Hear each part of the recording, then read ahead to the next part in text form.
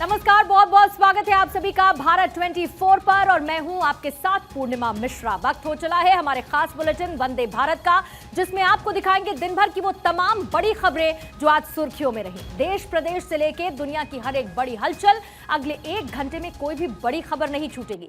मतलब ये बुलेटिन आपने देख लिया तो समझिए दिन भर की हर एक खबर से आप अपडेट हो लिए। तो चलिए बिना रुके शुरू करते हैं खबरों का सिलसिला और दिखाते हैं आपको इंडिया टू इंटरनेशनल पूरा हाल वंदे भारत।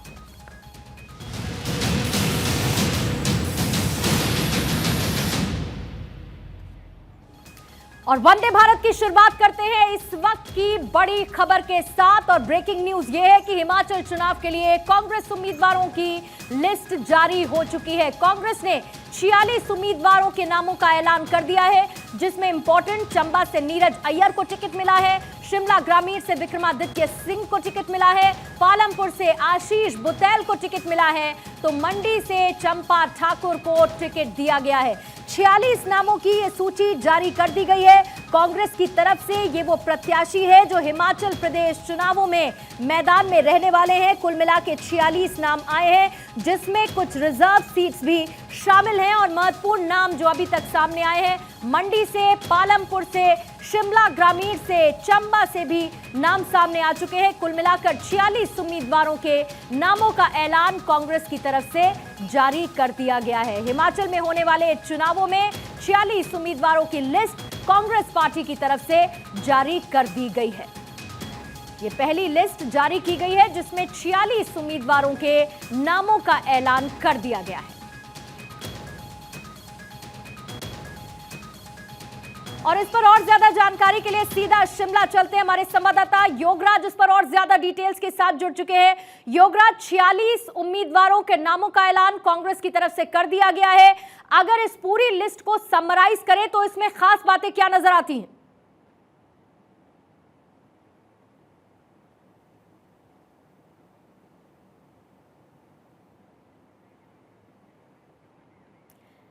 तो देखिए, इस पर समझने की कोशिश करेंगे क्योंकि कांग्रेस की तरफ से 46 उम्मीदवारों की ये लिस्ट जारी कर दी गई है। महत्वपूर्ण नाम भी इसमें शामिल हैं, जैसे कि मंडी से चंपा ठाकुर को टिकट मिला है, पालमपुर से आशीष बुतैल को टिकट मिला है और ये देखिए बिग वॉल पर इस वक्त आ चुकी है वो 46 उम्मीदवारों की सूची, जिसे जारी किया गया है कांग्रेस की तरफ से। इसमें शुरुआत करेंगे पहले नंबर के साथ क्योंकि अभी 46 ऐसी सीटें हैं जिस पर ऐलान किया गया है, जिसमें सबसे पहले चूरा से यशवंत सिंह खन्ना को टिकट दिया गया है, चंबा से नीरज नैयर को टिकट दिया गया है, डलहौसी से श्रीमती आशा कुमारी को टिकट दिया गया है, भातियत से कुलदीप सिंह को टिकट दिया गया है और उसके बाद अब 5वें नंबर पर नूरपुर, आप देख लीजिए, नूरपुर से अजय महाजन को टिकट दिया गया है और 6ठे नंबर पर है फतेहपुर, जिसमें भवानी सिंह को टिकट दिया गया है। प्रत्याशी होंगे फतेहपुर से भवानी सिंह। 7वें नंबर पर जवाली आपको नजर आ रहा है, जिसमें प्रोफेसर चंद्र कुमार को टिकट दिया गया है। इसके साथ ही जसवंत प्रागपुर से सुरेंद्र सिंह को भी टिकट दिया गया है। कुल मिलाकर 46 उम्मीदवारों की सूची जारी कर दी गई है। और देखिए, फतेहपुर से टिकट दिया गया है भवानी सिंह पठानिया साहब को। इस वक्त हमारे साथ वो जुड़ चुके हैं। भवानी सिंह जी, बहुत बहुत पहले तो आपको शुभकामनाएं क्योंकि कैंडिडेट्स की सूची में आपका नाम है। किस तरीके से अपनी उम्मीदवारी को देखते हैं और आपका पहला रिएक्शन इस लिस्ट के सामने आने के बाद? नहीं, देखिए, ये बिल्कुल एक्सपेक्टेड लाइंस के ऊपर ये जो लिस्ट आप देख रहे हैं 46 की, बिल्कुल एक्सपेक्टेड लाइंस पे है और जो भी कैंडिडेट्स आपको दिखाई दे रहे हैं ये सारे के सारे पार्टी ने विश्वास दिखाया है तुम्हारा इस साल के बाद, क्योंकि बाई इलेक्शन हुआ था पहले 1 साल पहले और उसको हमने लगभग 6,000 वोट था, तो दोबारा विश्वास जो है वो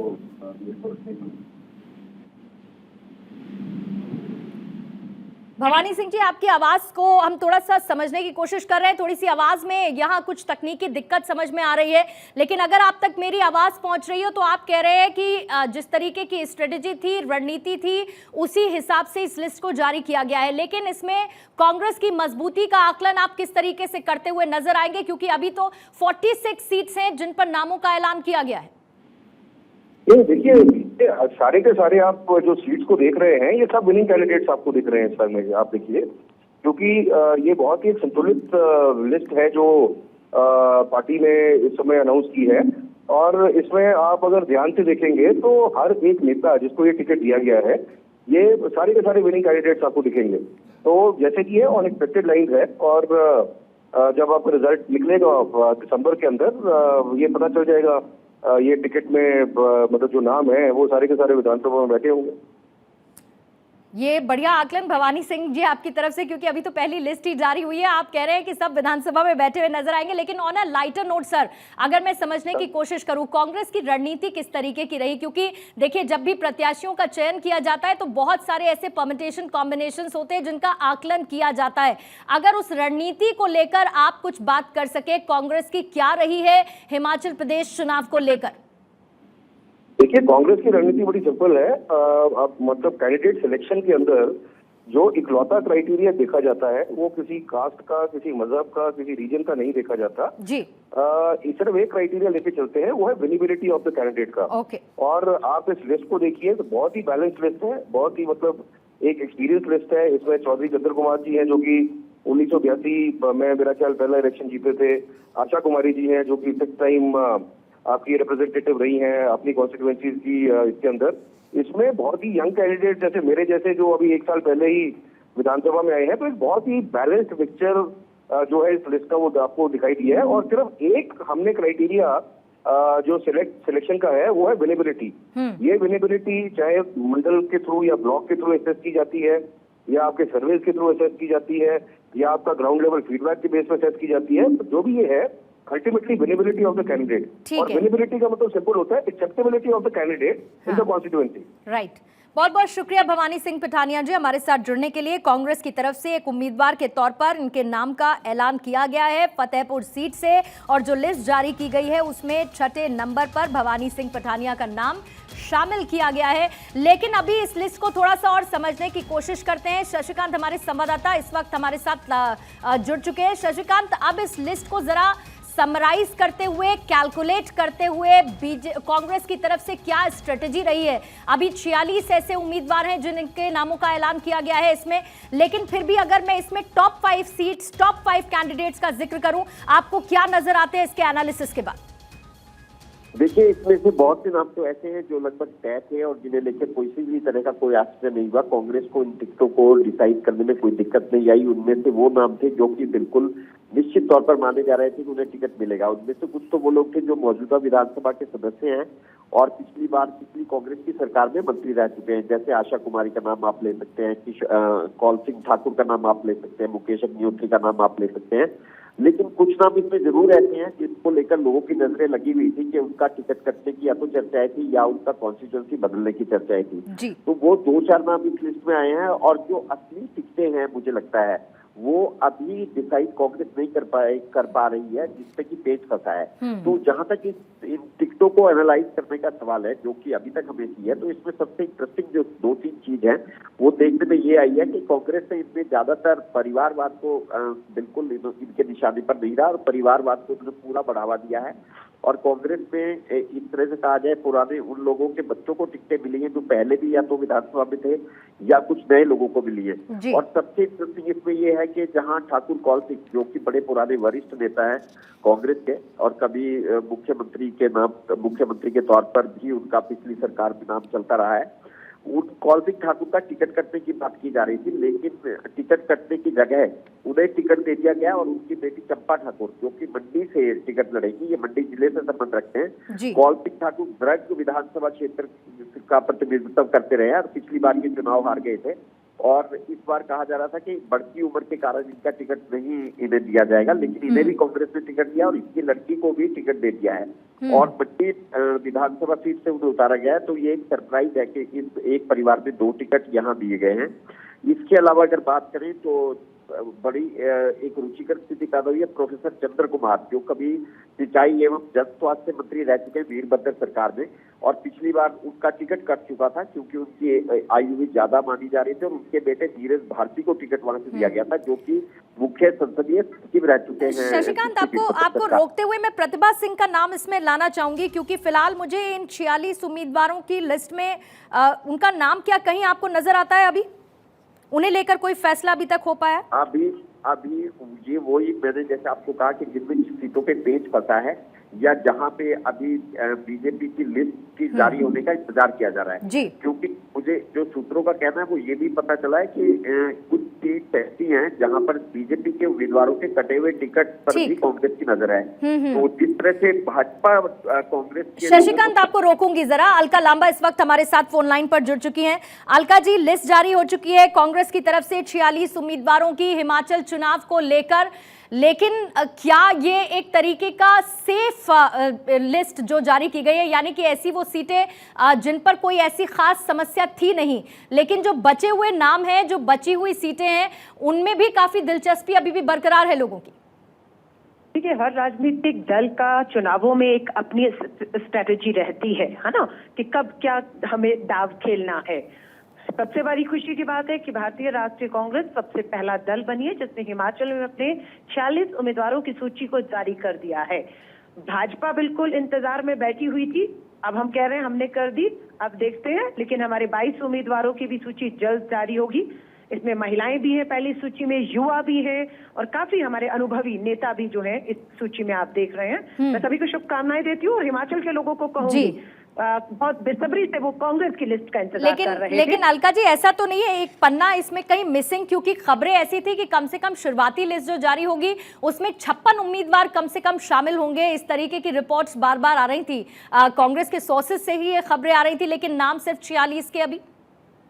देखिए, उदयपुर नव संकल्प में हमारा तय हुआ था कि चुनावों में 50% टिकटें जो हैं वो हम 50 साल से कम उम्र के लोगों को देंगे और हमारे जो अग्रिम संगठन है वो पूरी तरह से मजबूती से लोकतंत्र में लोकतांत्रिक तरीके से अनुशासन में रह के अपने हक की आवाज उठा रहे हैं। पार्टी सुन रही है और वो 22 फैसलों में आप देखेंगे कि हम इसमें सहमति बनाकर सबकी आपस में जल्द जारी करेंगे लिस्ट। बहुत बहुत शुक्रिया अलका लांबा हमारे साथ जुड़ने के लिए। कांग्रेस की नेता को आप सुन रहे थे और विनेबिलिटी फैक्टर की बात की जा रही है। एक बार फिर से योगराज का रुख करेंगे, हमारे संवाददाता। योगराज, 46 उम्मीदवारों की सूची जारी हो चुकी है और जिस तरीके से हम बात कर रहे हैं कांग्रेस के लोगों से, वो कह रहे हैं विनेबिलिटी फैक्टर इन सीट्स पे ध्यान में रखा गया है उम्मीदवारों के नाम के ऐलान के साथ। लेकिन इस विनेबिलिटी के अलावा और क्या फैक्टर आपको नजर आता है?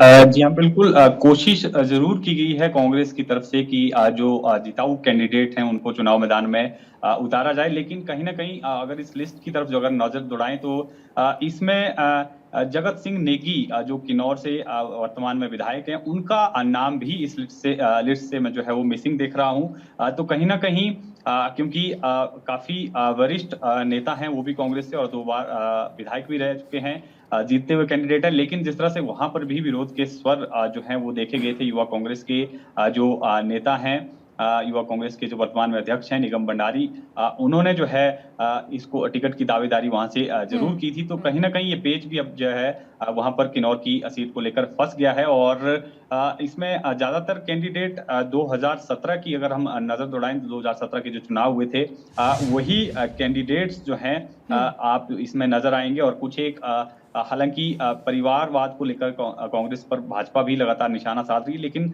इन सूची पर अगर नजर दौड़ाएं तो इसमें आप देख सकते हैं रघुवीर सिंह बाली जो कि स्वर्गीय जो बाली मंत्री रहे हैं वीरभद्र सरकार में, जीएस बाली उनके बेटे हैं और चंद्र कुमार भी जो है कहीं ना कहीं परिवारवाद से आते हैं। पहले इनके बेटे नीरज भारती भी जो है वो वहां से विधायक रह चुके हैं। कौल सिंह ठाकुर और उनकी बेटी दोनों को चुनाव मैदान में उतारा है।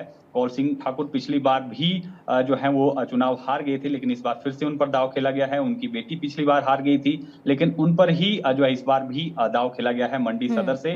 तो कहीं ना कहीं जो पुराने चेहरे हैं फिलहाल इस पहली सूची में ज्यादातर वही पुराने चेहरे हैं। सुधीर शर्मा मंत्री रहे हैं कांग्रेस सरकार में, पिछली बार जो है चुनाव हार गए थे, तो एक बार फिर से दाव खेला गया है। पिछली बार तमाम जो बड़े नेता थे कांग्रेस के वो 2017 का चुनाव हार गए थे। प्रकाश चौधरी जो मंत्री थे, तमाम मंत्री जो पिछली बार कैबिनेट मंत्री थे कांग्रेस सरकार में, उन पर ही जो है कांग्रेस ने दांव खेला है। और लेकिन इसके पीछे की योगराज किस तरीके की स्ट्रेटजी को आप एनालाइज करते हैं, क्योंकि हिमाचल चुनाव कितना ज्यादा क्रूशियल है ये सब जानते हैं। बीजेपी की तरफ से पूरी ताकत झोंकी जा रही है, ऐसे में उन कैंडिडेट्स पर दोबारा से भरोसा जताना, उन कैंडिडेट्स को इस लिस्ट में शामिल करना जो पिछला चुनाव हार गए थे, जो अभी बची हुई सीट्स हैं, क्या उन पर कोई पेंच भी फंसा हुआ है?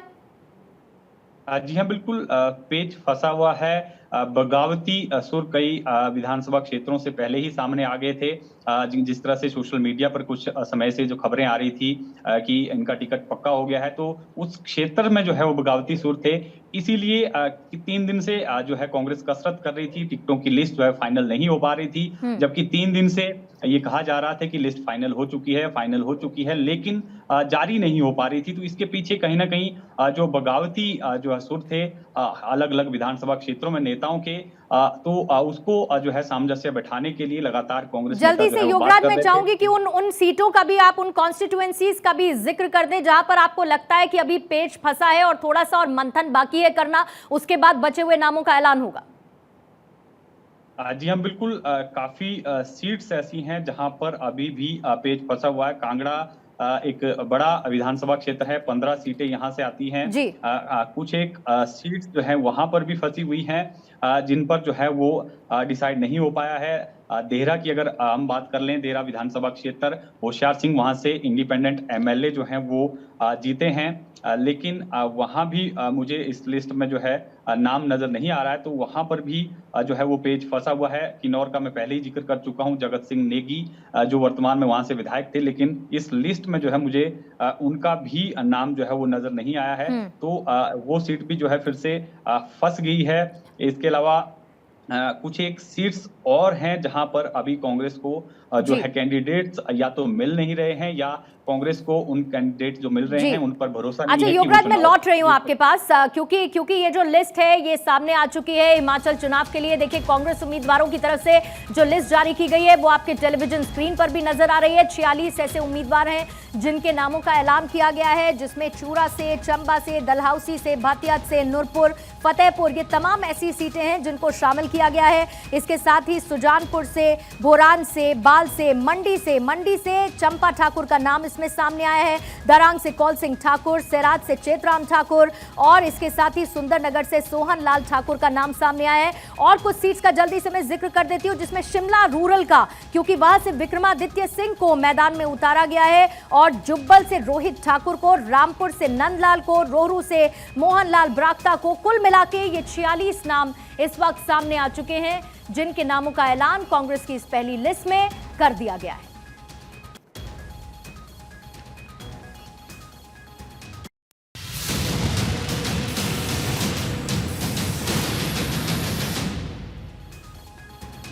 आतंक के खिलाफ एनआईए का एक्शन लगातार जारी है। आतंकियों के खिलाफ एनआईए देश भर में छापेमार कार्रवाई कर रही है। इसके साथ ही देश में अशांति फैलाने वाले गैंगस्टर्स दहशत में आ गए। नेशनल इन्वेस्टिगेशन एजेंसी यानी एनआईए ने एक बार फिर से गैंगस्टर के खिलाफ हल्ला बोल दिया है। एनआईए ने देश के 7 राज्यों में छापेमारी की। टेरर लिंक को लेकर 50 से ज्यादा ठिकानों पर ये रेड डाली गई। एनआईए की छापेमारी लॉरेंस बिश्नोई, नीरज बवाना समेत कई गैंग से जुड़े लोगों के ठिकानों पर की गई। एनआईए का मकसद भारत और विदेशों में स्थित आतंकवादियों, गैंगस्टर्स और ड्रग तस्करों के बीच उभरते हुए गठजोड़ को खत्म करना है। झज्जर में गैंगस्टर नरेश सेठी के ठिकाने पर एनआईए ने छापा मारा। सुबह 4 बजे एनआईए की टीम स्थानीय पुलिस के साथ नरेश सेठी के आवास पर रेड करने पहुंची। खबर है कि गैंगस्टर सेठी हत्या, फिरौती समेत अन्य कई संगीन मामलों